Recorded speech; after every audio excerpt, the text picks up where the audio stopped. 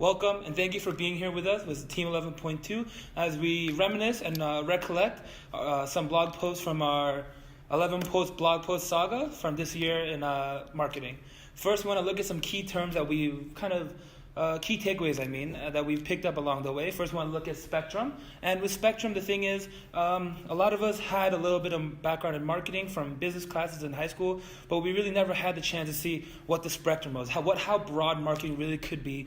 And doing these blog posts and really working with one company rather than a bunch kind of really lets you dial in and really see the differences of what works and what doesn't work in the bigger picture of marketing. Next, we have complexity. And as I mentioned, this kind of goes hand in hand with spectrum. With a bigger thing, there's a lot more complexity. You not only look at just your own firm and marketing and the marketing techniques as you learn in high school, but you also look into your firm versus other firms and how you have to position yourself strategically to reach the most people and make sure your product stands out among the rest. And finally, the logistics part of it. And it's really not just making pretty advertisements or making eye-peeling videos with great sound behind it, great actors. That's really more than that. It's looking at data, it's looking at numbers, looking at the math behind people, and really seeing how marketing is affected based on the numbers and how we can affect our numbers with marketing.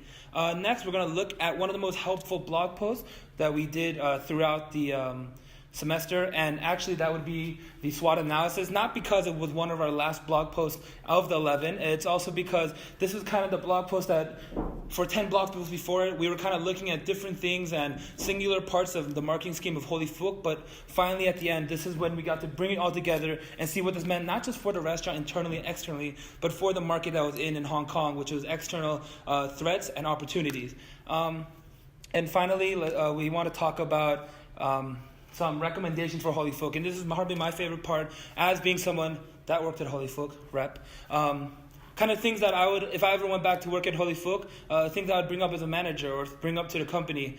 First, it would be the possibility for overseas expansion. It's something that we saw with the Holy Fook SWOT analysis is that how strong Holy Fook's global impact and loyalty was with its guests is immense. And especially in Australia, you have people that come from Australia hearing from their friends that were in Hong Kong just a week before to go to Hong Kong and try Holy Fook. And we also saw how strong the brand Holy Fook was. This niche kind of concept of a trendy, new Chinese restaurant that not really was an old, normal Chinese restaurant or what it usually was thought as, and kind of broke that mold. It's really strong and can be marketed overseas as we see it. And there's plenty of room for expansion to go overseas with a sister restaurant. And next we have, keeping Soho. And what this means is, as Holy Fook goes into its third year of running and becoming an establishment, a really big part of the Hong Kong restaurant scene, it also starts to face the threat of being phased out. As a lot of institutions come and go, one of the biggest problems we see with institutions is that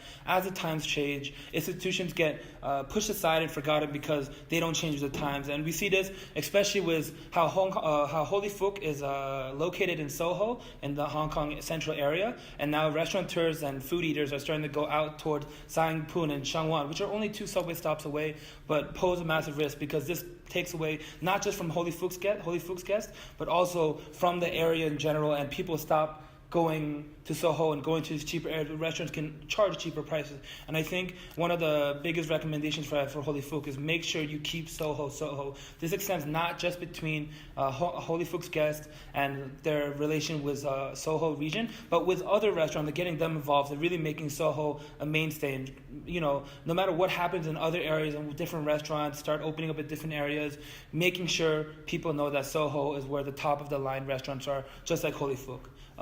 Thank you for reminiscing with us and looking back at us. It's been a great semester. Thank you.